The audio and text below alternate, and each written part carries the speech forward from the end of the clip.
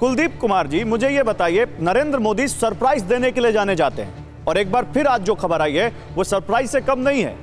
18 तारीख को एक स्पेशल सेशन बुलाया गया है पार्लियामेंट का। कैसे देख रहे हैं आप इसको, इस सरप्राइज को? क्या काट है आपके पास इस सरप्राइज की?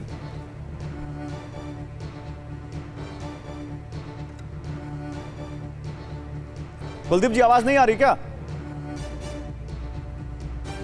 लगता है कुलदीप जी तक आवाज नहीं आ रही। पीसीआर प्लीज उनको कनेक्ट कीजिए। राजगोपालन जी आप कुछ बोलना चाह रहे हैं इस पर? मैं आ रहा हूं सुजाता जी। मैं ये बोलना चाह रहा है के शर्मा से मैं गुस्सा कर रहा हूं। के शर्मा एक चीज नहीं बोला, उन्होंने बोला यूपीए के नाम बदल दिया करके। बिल्कुल ठीक है, लेकिन खड़गे क्यों चुनाव किया है? क्योंकि माँ बेटा दोनों जेल से बाहर आ गया, बेल में है, इसीलिए तो उन्होंने नाम भी बदल किया। इसको रिमोट हाथ में रखा है। के शर्मा जी, खड़गे का रिमोट किसके पास है बताओ दो। आपको मैं क्वेश्चन पूछ रहा हूँ, आप क्यों जवाब नहीं दे रहे?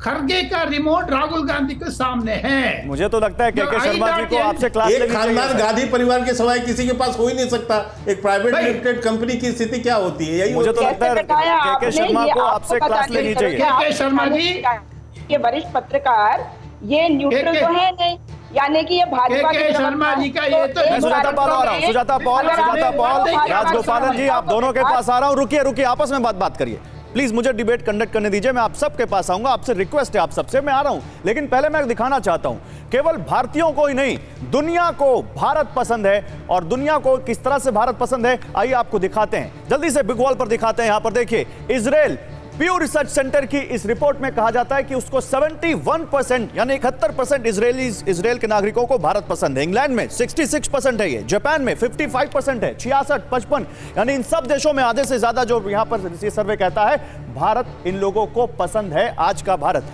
आप जल्दी से इसके आगे दिखाइए पीसीआर यहां पर देखिए। इसके अलावा अगर आप देखें इटली में तो ये भी 52% है, ऑस्ट्रेलिया 52% है, अमेरिका 51% है। आगे जल्दी से बढ़ाते हैं, दक्षिण कोरिया 58%, केन्या 64%, नाइजीरिया 60%। ये प्यू रिसर्च सेंटर की रिपोर्ट कहती है। ये ग्राफिक्स आपके सामने आ गए। मैं जल्दी से यहां पर आपके पास, कुलदीप कुमार आवाज आ रही है?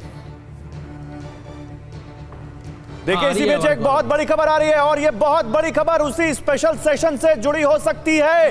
इस वक्त की बहुत बड़ी खबर, एक देश एक चुनाव का बिल ला सकती है सरकार। सूत्र बता रहे हैं संसद के विशेष सत्र में यह बिल लाया जा सकता है। 18 से 22 सितंबर तक संसद का विशेष सत्र चलेगा और एक देश एक चुनाव का यहां पर सरकार बिल ला सकती है। एक देश एक चुनाव, जिसको लेकर प्रधानमंत्री नरेंद्र मोदी कई बार इच्छा जता चुके हैं कि इस देश में चुनावों में बहुत समय जाता है, बहुत पैसा खर्च होता है, क्यों नहीं एक साथ चुनाव कराया जाए। कुलदीप कुमार, देखिए मैंने आपसे सरप्राइज बोला था, सरप्राइज की क्या काट होगी? सरप्राइज सामने आ गया। क्या काट है आपके पास इस सरप्राइज की? चलिए गौरव जी, पहले तो मैं आपके सर्वे पे एक शेर सुना दूं, फिर आपके आगे बात जवाब दूंगा। तुम्हारी फाइलों में गांव का मौसम गुलाबी है, मगर ये आंकड़े झूठे हैं, ये दावा किताबी है। ये जो आप सर्वे दिखा रहे हो ना, ये हकीकत नहीं है ज़मीन की। ज़मीन की हकीकत कुछ और है।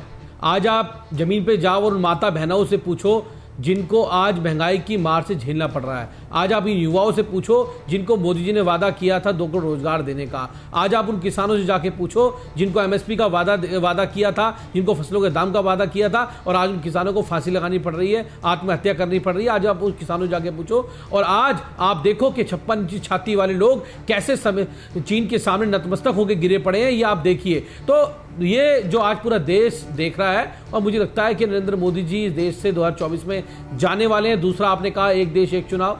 देखिए अब तो बिल ही आएंगे संसद में, कभी कोई बिल आएगा, कभी कोई बिल आएगा। जब सत्ता जाने वाली होती है ना, जैसे जब दीपक बुझने वाला होता है तो फड़फड़ाता है, अब इस तरह से फड़फड़ाया जा रहा है। अब रोज एक नया बिल आपको देखने के लिए मिलेगा। मतलब वो सारी चीजें जो नहीं की गई, मतलब 9 साल तक जिस सरकार ने कोई काम इस देश के लोगों के लिए नहीं किया, आज वो सरकार झूठे वादे करेगी, जुमले करेगी, लेकिन मोदी जी के जुमलों में अब ये देश आने वाला नहीं है। अब ये देश इंडिया के साथ जाएगा, इंडिया को पसंद करेगा, क्योंकि उनको पता है कि इंडिया के साथ आज वो लोग खड़े हुए हैं जो इस देश से बेरोजगारी खत्म करना चाहते हैं। हमारे नेता अरविंद केजरीवाल जी कहते हैं कि अब की बार जो चुनाव 2024 का होगा वो देश में शिक्षा के मुद्दे पे होगा, स्वास्थ्य के मुद्दे पे होगा, बेरोजगारी के मुद्दे पे होगा, नफरत को खत्म करने के मुद्दे पे होगा, भाईचारा कायम करने के मुद्दे पे होगा। होगा, तो अब इन मुद्दों पे चुनाव होगा। अब ये भाजपा का जो एजेंडा है ना, इस एजेंडे को देश के लोग पहचान चुके हैं कि इन्होंने किस तरह से इस देश को गुमराह किया है। मोदी जी केवल वो मॉडल कौन सा होगा?